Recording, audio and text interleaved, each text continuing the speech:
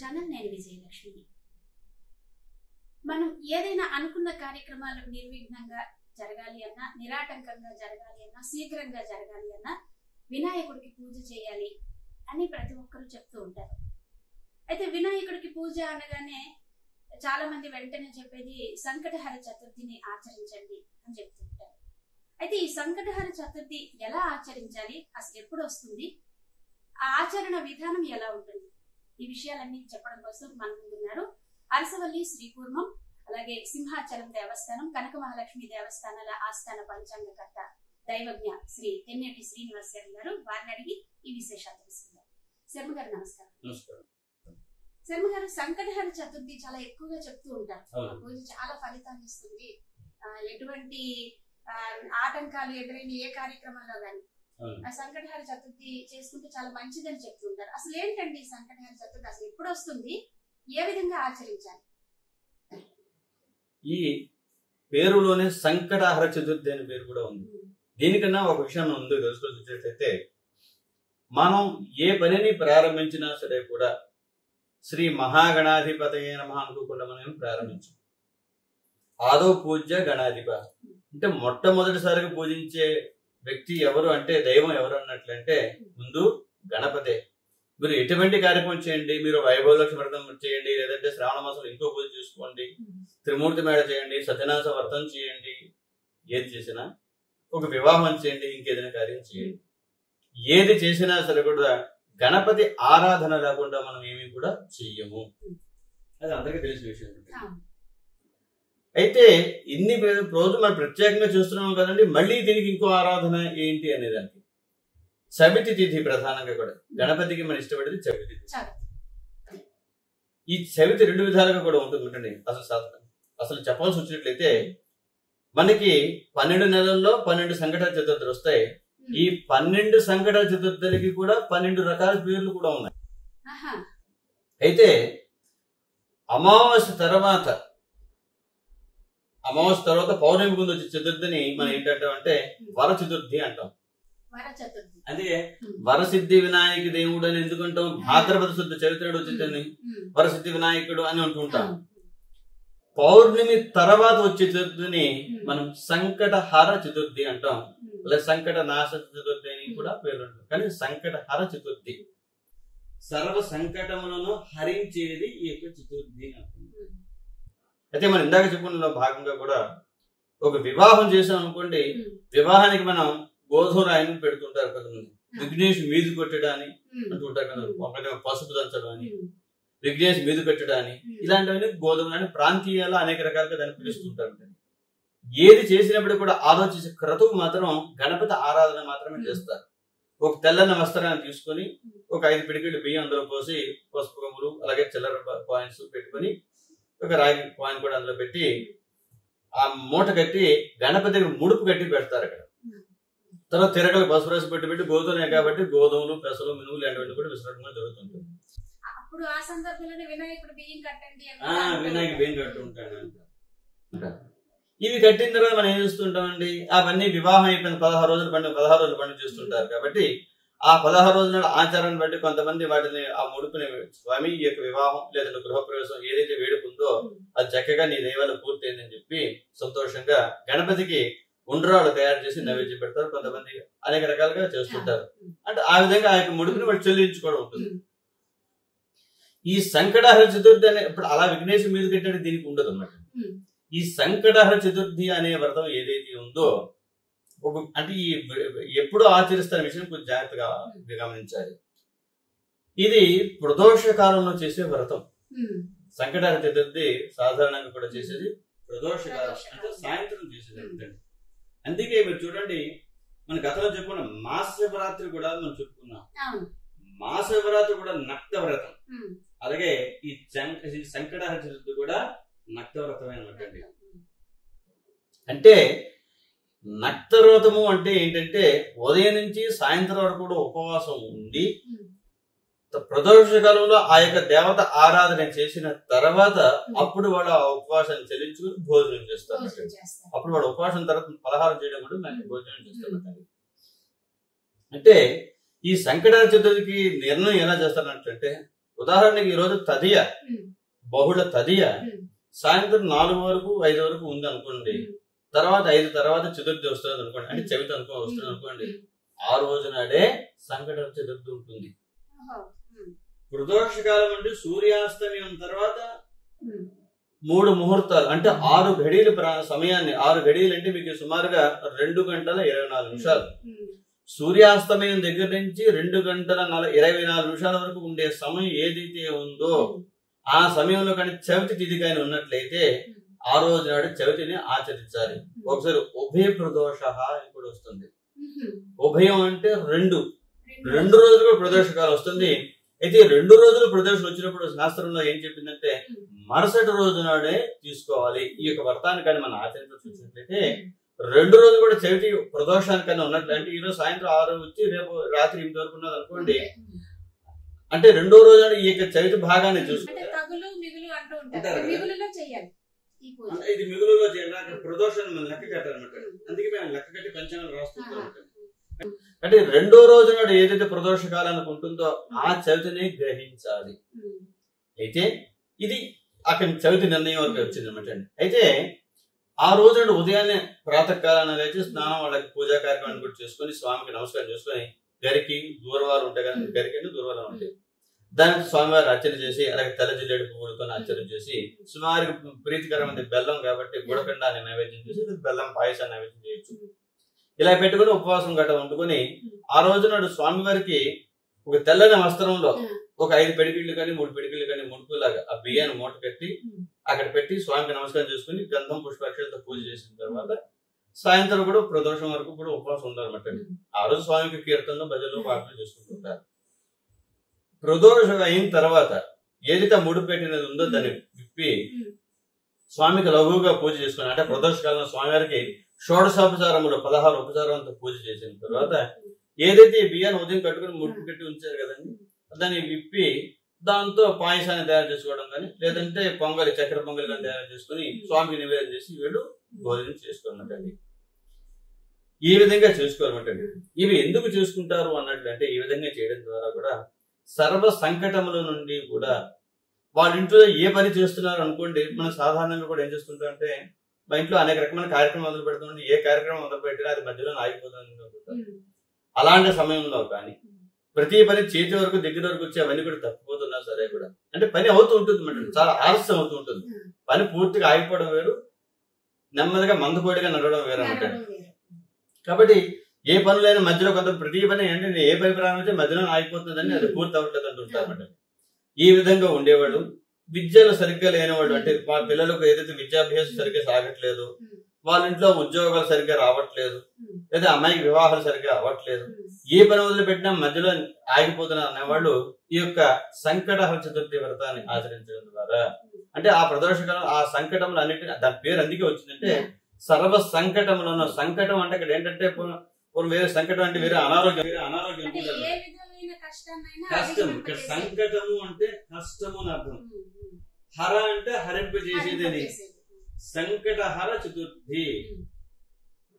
కాబట్టి సర్వ సంకటములను, సర్వ కష్టములను, సర్వ దోషములను, సర్వ అన్ని విషయాలలో కూడా ఉండే బాధలను కూడా తొలగించేది కాబట్టి దీనికి సంకటహర చతుర్థి అని ఉంది. ఇక ఇంకో విషయం కూడా ఉంది ఇక్కడ ఏంటంటే మంగళవారం చతుర్థి పెడితే దీన్ని కృష్ణాంగారక చతుర్థి అంటుంటారు. ఇది వింటుంటాం. అయితే సాధారణంగా ఒక చిన్న విషయం సమయం వచ్చింది చెప్తున్నామంటండి. గణపతి అనగా మనం ఎప్పుడు పూజ చేసేది ఎప్పుడండి? బుధవారం కానీ కాదు, మంగళవారం నాడు గణపతిని కానీ విశేషంగా అర్చన చేసినట్లయితే చాలా విశేషమైన పుణ్యం వస్తుంది చెప్పింది శాస్త్రంలోనే. కానీ అందరూ బుధవారం అనుకుంటారు కానీ కాదండి. ఎందుకంటే ఈ ఉదాహరణ చూడండి, మంగళవారం చతుర్థి పెడితే కృష్ణ అంటే బహుళ చతుర్థి అండి. పున్నం తర్వాత ఏదైతే చవితి వస్తుందో అది మంగళవారం పెడుతుంది, దాన్ని కృష్ణాంగారక చతుర్థి అంటారు. కృష్ణ అంటే కృష్ణపక్షం అని, అంగారక అంటే కుజుడు అని, చతుర్థి అంటే చవితి అర్థం. ఈ కృష్ణాంగార చతుర్థి నాడు కానీ ప్రత్యేక విశేషంగా పూజ చేసుకున్నట్లయితే ఎవరైతే వివాహం కానీ కన్యలు ఎవరైతే ఉంటారో వాడికి శీఘ్ర వివాహం జరుగుతుందని కూడా శాస్త్రంలో చెప్పబడుతుంది.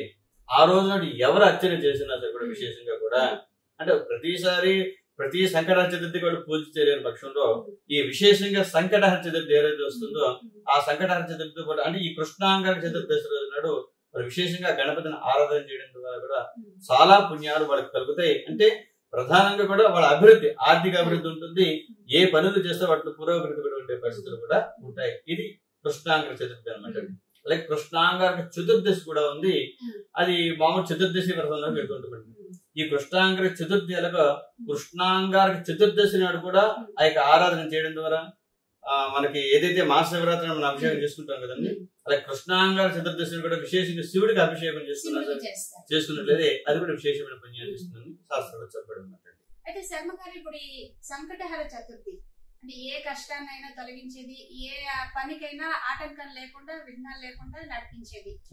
దీనికి పర్టికులర్ గా ఒక ఇన్ని వారాలు పూజ చేస్తాం, మొక్కులు మొక్కుకుంటారు చాలా మంది నమ్మకంతో. అటువంటి పద్ధతి ఏమైనా ఉందా? అంటే ఇన్ని వారాలు పూజ చేస్తాం ఈ కార్యక్రమం కోసం, పర్టికులర్ గా ఈ కార్యక్రమం కోసం, ఈ పని నెరవేరడం కోసం అలా మొక్కుకుని చేసే పద్ధతి ఏమైనా ఉంటుందా? సాధారణంగా కూడా ఈ సంకట చతుర్థి కేవలం ఒక రోజు మాత్రమే చేసుకోవాలన్నమాట. అంటే కొంతమంది ఒక సంవత్సర కాలం నియమాన్ని పెట్టుకుంటారు, కొంతమంది 2 సంవత్సరాలు, 1 లేక 3, 5 ఇలాగ 5 సంవత్సరాలు పెట్టుకుంటారు అనమాట. అంటే 1, 3 బేస్ సంఖ్యల కింద పెట్టుకుంటారు. ఎప్పుడు కూడా చూడండి, ఒక సంవత్సరం పూజ చేయకపోతే మరుసటి రోజు చేరు, 2వ సంవత్సరంలో చేరు వాడు. కొన్ని కారణాంతరాల శ్రావణ వరలక్ష్మి వ్రతం మొదటి సంవత్సరం చేయదు అనుకోండి, 2వ సంవత్సరం చేయరు, చేస్తారు. అంటే ఆ యొక్క అంకికి 3వ అంటే సరి సంవత్సరాల్లో చేయరు, బేసి సంఖ్యలో చేస్తుంటారు. కాబట్టి వాడు ఏదైతే ఈ యొక్క సంకటహర చతుర్థి వ్రతాన్ని వాడు అనుకుంటారో ఇవన్నీ కూడా ప్రధానంగా కూడా ఒక నియమం పెట్టుకుంటారు, ఒక కార్యం సిద్ధించినంత వరకు కూడా. కేవలంగా అంటే కార్యం సిద్ధించడానికి ఇది రోజు వచ్చే వ్రతం కాదు కాబట్టి నెలలో ఒక రోజు వస్తుంది. కనీసంలో ఒక 11 వారాలు 12 వారాలు చేద్దాం అనుకుంటారు. 12 వారాలు చేయాలంటే మీకు సంవత్సరం ఖచ్చితంగా పూర్తవుతుంది. ఈ 12 నెలలు అంటే ఒక సంవత్సరం పాటు నియమం పెట్టుకొని పూర్తి అయిపోయిన తర్వాత ఏ రోజైతే పూర్తిగా ఆ రోజు ఉద్యాపన కదా అనుకుందాం ఉదాహరణకి, ఆ 12 నెలలు అయిపోయిన తర్వాత లాస్ట్ రోజు నాడు ఆ సంకట చతుర్థి అయిపోయిన విశేషమైన రోజు నాడు ఈ విధంగా పూజ చేసుకుని గణపతికి విశేషంగా కూడా గరికతో అర్చన చేసి గణపతి హోమం చేసుకొని ఎంత అది ఆ రోజు ఎంతమందికి వాళ్ళు చేసుకుని అనుకున్నారో 11 మందికో 12 మందికి బ్రాహ్మణులకు భోజనం పెట్టుకొని ఏదో ఇష్టానుసారం శక్తి అనుసారంగా భోజనం ఒక 2 ముగ్గురు భోజనం పెట్టుకొని ఆ రోజుతో ఈ యొక్క వ్రతాన్ని వాళ్ళు పూర్తి చేయొచ్చు అనమాట. అంటే ఒక రోజనే కాకుండా సంవత్సర కాలం పాటు ఒక 3 సంవత్సరాలు 5 సంవత్సరాలు చేసేవాడు కూడా ఉన్నారు. దానికి నియమం అయితే ఉంది. అయితే ఏమీ లేనివాడు స్వామి నేను 5 వారాలే చేస్తానని కూడా అనుకోవచ్చు అనమాట. కేవలం ఒక వారం మాత్రం చేయడండి. మీరు అడిగినట్టు ప్రశ్నల సమాధానంగా కూడా ఒక నియమం పెట్టుకొని కూడా మనం ఏవైనా కొన్ని వ్రతాలు నోవులు ఉన్నాయని ఖచ్చితంగా ఇప్పుడు నోవులు ఉన్నాయనుకోండి, ఖచ్చితంగా వాడు 2 సంవత్సరాలు ఇప్పుడు అట్లతో నోవు ఉందనుకోండి వాడు 2 సంవత్సరాలు చేస్తూనే ఉంటుంటారు. అర్థమైందండి. అలాగే వరలక్ష్మి వ్రతం ఉంది, వాళ్ళు ఖచ్చితంగా చేస్తూనే ఉంటారు వాళ్ళకి ఆనవాయితీని బట్టి కూడా. అలాగే ఈ వ్రతము నోము అనేది వర్షంలో ఒక రోజైనా ఉండదండి. కొన్ని సంవత్సరాల పాటు చేసిన తర్వాత చివరిలో దానికి ఉద్యాపన అంటారు అనమాట. ఉద్యాపన చేసి అక్కడితో ఆ యొక్క మొక్కుని చెల్లించుకుని నమస్కారం చేసుకుంటారు. తర్వాత ప్రతి సంకట చతుర్థికి మామూలుగా గణపతికి మామూలుగా ఆరాధన చూసుకుంటారు. కానీ ఇక్కడ ఇంకో విషయం కూడా ఉంది. ఇప్పుడు ఒక ఆడవాళ్ళు ఆచరణ ఇది చేస్తున్నారు అనుకోండి, ఉదాహరణకి ఈ యొక్క బహిష్ట సమస్య వచ్చి ఆ యొక్క చతుర్థి నాడు చేయడానికి అవకాశం లేదనుకోండి, మళ్ళీ చతుర్థి నాడు వాడు చేయొచ్చు అనమాట. అంటే దైవీకంగా వచ్చిన ఆటంకాలు వచ్చిన రోజు నాడు మనం చేయలేము. అది ఎలాగ ఏదైనా ఇంట్లో ఏదైనా జాతా శౌచం కానీ మృతా శౌచం కానీ వచ్చింది అనుకోండి, అలాగే బహిష్ట సమస్య వాళ్ళకి వచ్చింది అనుకోండి, వాళ్ళు ఆ రోజు ఆ పూజను ఆచరించలేరు. అవి తప్పించి వాళ్ళు ఆ రోజు నాడు కొంచెం లేవలేక పోరండి ఇది బద్ధకంగా ఉండి లేవలేదండి తర్వాత చూసుకుంటానండి అవి మన ఇది ఉండదు. మన ఖచ్చితంగా వాళ్ళు ఆచరించాలన్నమాట అండి. ఈ విధంగా ఈ యొక్క నియమాన్ని ఆచరించి ఈ పూజ చేసినట్లయితే సమస్యలో శుభాలు కలుగుతాయి, ఎటువంటి సమస్య కూడా లేదన్నమాట. అయితే శర్మ గారు ఇప్పుడు ఈ సంకటహర చతుర్థి సంవత్సరం కాలం పాటు అంటే ప్రతి నెల సంకటహర చతుర్థి చేయడానికి సంవత్సరానికి ఒక నియమం పెట్టుకున్నారు. ఈ సమయంలో వ్రతం చేసే సమయంలో గాని ఆ చతుర్థి వ్రతం చేసే సమయంలో గాని ఈ సంవత్సరం అంతా కూడా పర్టికులర్ గా కొన్ని ఆహార నియమాలు పాటించడం అలా ఏమైనా ఉంటాయా? సంవత్సరం అంతా ఉండవలసిన అవసరం ఉండదండి. ఏ రోజున వాళ్ళు పూజను ఆచరిస్తున్నారో ఎక్కడైనా మీకు శాస్త్రంలో చెప్పబడింది ఏంటంటే వాడు కంకణం కొట్టుకొని ఒక పూజను చేశారు అనుకోండి, దాని విశేషం వేరేగా ఉంటుంది. ఇప్పుడు సత్యనాశ వ్రతం చేశారనుకోండి, ఉదయం చేస్తే ఆ రోజు వరకే నియమం ఉంటుందండి. మాలధారణ చేశారనుకోండి, ప్రత్యేకంగా మాలధారణ అనేది మీకు ఇంకా 41 రోజులు పూర్తిగా దీక్ష. ఏ మాలధారణ అయినా అవ్వండి, దాన్ని మాలధారణ అని అంటారు. 41 రోజులు మాలధారణ చేస్తారు కాబట్టి దాన్ని కంటిన్యూస్ గా 41 రోజులు మండలం దీక్ష అయినంత వరకు కూడా వాడు ఎటువంటి అంటే అశుచిగా ఉండకుండా శుభ్రంగా ఉంటూ ఆహార నియమాలను పాటిస్తూ వాడు ఉండాలన్నమాట. ఇది ప్రత్యేకించి ఒక రోజు నాడు చేసే పూజా కార్యక్రమం కాబట్టి ఆ రోజు శుచిగా ఉండి వాళ్ళు ఉన్నట్లయితే అంటే మాంసాహారం తీసుకోకుండా శాకాహారంగా ఉండి మిగిలిన నియమాలను కూడా పాటించేది అనుకూలంగా ఉంటుంది. మిగిలిన రోజు మామూలుగా ఉండొచ్చు.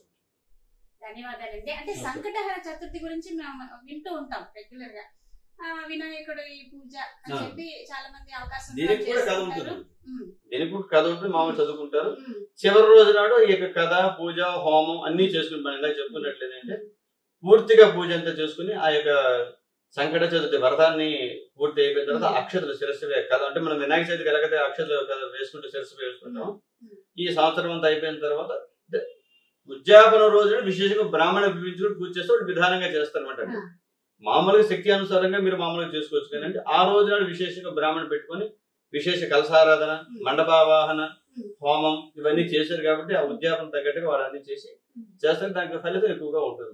హోమం అంటే వాళ్ళు చేయలేరు కాబట్టి ఆ లక్ష్మీ గణపతి హోమం కానీ ఆ గణపతి హోమం గరికతోని, దూర్వాలతోని, అలాగే తలజిల్లేడు పుష్పాలతోని, స్వామికి తేనెతోని ఇవన్నీ కూడా అభిషేకం చేసి, గణపతి తర్పణ ప్రియుడు, అందుకే గణపతి యొక్క తర్పణాలు చేస్తుంటారు. అభిషేక ప్రియుడు శివుడు, నమస్కార ప్రియుడు సూర్యనారాయణ అంటే, అలాగే తర్పణ ప్రియుడు గణపతి అంటే గణపతికి ఎక్కువ కూడా తర్పణాలు చేస్తుంటే మంచిగా ఉంటారు. అందుకే కొంతమంది దీక్షాధారణ తీసుకుని కూడా గణపతి ఉపాసన కూడా తీసుకుని ఎక్కువ చూస్తుంటారు అంటే. ఇందులో భాగంగా కూడా తెల్ల జిల్లేడు, అందుకే శ్వేతార్కం అంటుంటారు చూసారండి. తెల్ల జిల్లేడు అందుకే గణపతికి ఎక్కువ ప్రీతి. అలాగే గణపతికి సూర్యనారాయణ కూడా ఇద్దరికి కూడా మన ఇష్టమైన వాటిల్లో ఈ తెల్ల జిల్లేడు పుష్పాలు కూడా ఉంటాయి. కాబట్టి విశేషంగా కూడా తెల్ల జిల్లేడు వేరుతో తయారు చేసినటువంటి గణపతిని మనం ప్రధానంగా చెప్పాల్సి వచ్చినట్టయితే తెల్ల జిల్లేడు యొక్క వేరుతో తయారు చేసినటువంటి గణపతిని మన ఇంట్లో ప్రతిష్ఠించుకొని ఈ విధంగా మన ఈ యొక్క సంవత్సరం పాటు కూడా ఆ యొక్క పూజా కార్యక్రమం చేసినట్లయితే అది విశేషమైన ఫలితం వస్తుంది. ఆ యొక్క విగ్రహంలో కూడా ఒక రకమైన శక్తి పెరుగుతుంటుంది. దేవాలయాల్లో కూడా ఒక విగ్రహానికి శక్తి పెరుగుతుంది. నిత్యం ఆరాధన చేయడం ద్వారా కూడా దానికి ఉంటుంది. ఒక విగ్రహానికి ముందు, ప్రతిష్టకు ముందు దాన్ని రాయి కింద మామూలుగా చూస్తాం అంటే కొన్ని ప్రాణ ప్రతిష్టాపన మంత్రాలతో వాటిని ఇది చేయడం ద్వారా దానికి శక్తి, ప్రాణశక్తి పెరుగుతుంది. కాబట్టి అందుకే నిత్యం ఇంటిలో ఉన్న దేవత ఆరాధన ఎక్కువ చేయడం ద్వారా, వాడికి ధూపదీప నైవేద్యాలు పెట్టడం ద్వారా ఒక రకమైన శక్తి పెరుగుతుంది. ఆ శక్తి మనకి ఇంటి అంతా కూడా ప్రసరింపజేసి సర్వ కష్టాలని, సర్వ దోషాలు కూడా హరింపజేస్తుంది. కాబట్టి ఈ సంకట చతుర్థిని ఈ విధంగా చేసినట్లయితే ఉత్తమమైన ఫలితాలు పొందుతారు అనడంలో ఎటువంటి సందేహం కూడా లేదు. ధన్యవాదాలు. నమస్కారం.